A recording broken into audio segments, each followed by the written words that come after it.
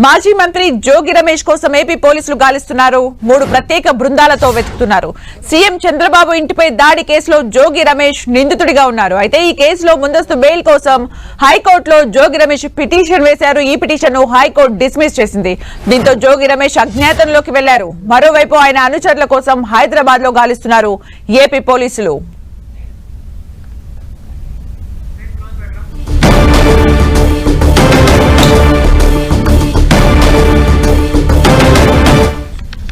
ఇక మరిన్ని అప్డేట్స్ మా ప్రతినిధి తిరుమలరావు అందిస్తారు. తిరుమలరావు.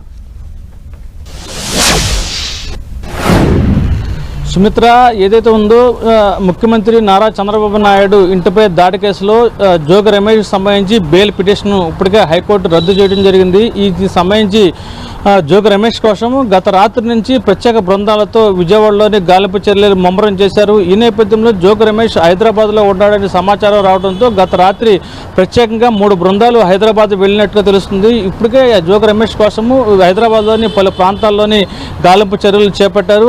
జోగి రమేష్ లేకపోవడంతో అతను సాంకేతిక పరిజ్ఞానం ఉపయోగించి సెల్ ఫోన్ సిగ్నల్ ఆధారంగా జోగి రమేష్ ఎక్కడ ఉన్నాడు ఏంటన్న కోణంలో అయితే పోలీసులు అయితే విచారణ అదేవైతే ముమ్మరంగా గాలిస్తున్నారు. మరైతే ఇంకో విధంగా చెప్పుకుంటే జోగి రమేష్ ప్రధానంగా అనుచరులు ఎవరున్నారో వాళ్ళని టార్గెట్ చేస్తూ పోలీసులు వాళ్ళ సెల్ ఫోన్ సాంకేతిక ఆధారంగా కూడా పోలీసులు అయితే గాలింపు చర్యలు ముమ్మరం చేస్తున్న చెప్పాలి. ఇప్పటికే దీనికి సంబంధించి జోగి రమేష్ ప్రధాన అనుచరులైనటువంటి కొంతమందిని విచారిస్తున్నట్టు తెలుస్తుంది. జోగి రమేష్ ఎక్కడికి వెళ్ళాడు, ఎటు వెళ్ళాడు అన్న కోణంలో అయితే గాలిస్తున్నారు. కొద్దిసేపటి క్రితం మనకు అందిన సమాచారం ప్రకారం జోగి రమేష్ రాష్ట్రం దాటి వెళ్ళాడంటూ మనకు విశ్వసనీయ సమాచారం తెలుస్తుంది. ఈ నేపథ్యంలో జోగి రమేష్ సెల్ ఫోన్ ఆధారంగా అదేవిధంగా జోగి రమేష్ 2 రోజుల క్రితం ఎవరితో మాట్లాడారు, ఏమేమి మాట్లాడారు అని చెప్పేసి వాళ్ళ మాట్లాడిన కాల్ లిస్ట్ ఆధారంగా జోగి రమేష్ కోసం అయితే ముమ్మరంగా గాలింపు చర్యలు అయితే చేస్తున్నట్టు తెలుస్తుంది. జోగి రమేష్ సంబంధించి ప్రత్యేక టీము ఏపీలో మరి 2 టీంలు ఇతర రాష్ట్రాలు కూడా వెళ్ళినట్టుగా మనకు తెలుస్తుంది. ఏదేమైనప్పటికీ చంద్రబాబు నాయుడు ఇంటిపై దాడికి సంబంధించి పోలీసులు విచారణ వేగవంతం చేశారని చెప్పాలి. ఈ కేసులో ఎట్టి పరిస్థితిలో జోగి రమేష్ను పట్టుకునేందుకు కూడా పోలీసులు అయితే ముమ్మరంగా గాలింపు చర్యలు అయితే చేపట్టినట్టు తెలుస్తుంది. సుమిత్ర, అంటే తిరుమలరావు, ఒకవైపు బెయిల్ రద్దు, మరోవైపు జోగి రమేష్ అజ్ఞాతంలోకి వెళ్ళడం అంటే కనిపించకపోవడం, దీనికి సంబంధించి అంటే ఇప్పుడు లీగల్ గా ఏం జరగబోతుందని చెప్తున్నారు?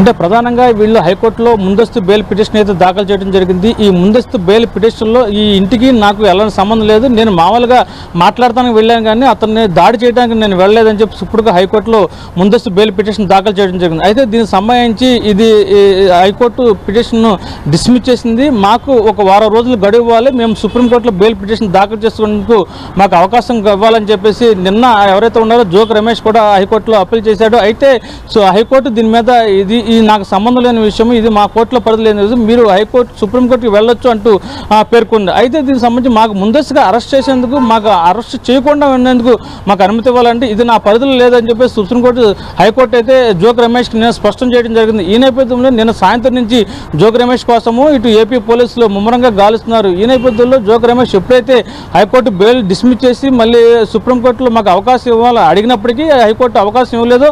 గత రాత్రి నుంచి అజ్ఞాతులు వెళ్ళిపోవడం జరిగింది. అదేవిధంగా అజ్ఞాతంలోకి వెళ్లే ముందు ఎవరెవరు ఫోన్ చేశాడు, ఎటు వెళ్ళాడు అంటూ పోలీసులు అయితే సాంకేతిక పరిజ్ఞానం ఉపయోగించి సెల్ ఫోన్ సిగ్నల్స్ ఆధారంగా అదేవిధంగా ఎవరెవరితో మాట్లాడాడు, ఏమని మాట్లాడాడు అని చెప్పేసి దానిలో కోణంలో కూడా పోలీసులు అయితే జోగి రమేష్ కోసం అయితే సంబంధించి గాలింపు చర్యలు అయితే ముమ్మరం చేస్తున్నారు.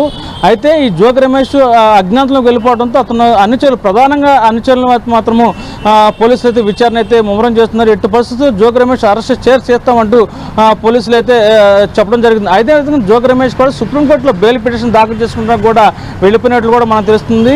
ఏదేమైనప్పటికీ సుప్రీంకోర్టులో బెయిల్ పిటిషన్ దాఖలు చేయక ముందే మేము అరెస్ట్ చేస్తామంటూ పోలీసులు అయితే చెప్తున్నట్టు తెలుస్తుంది. Sumitra, thank you Tirumalarao for the updates.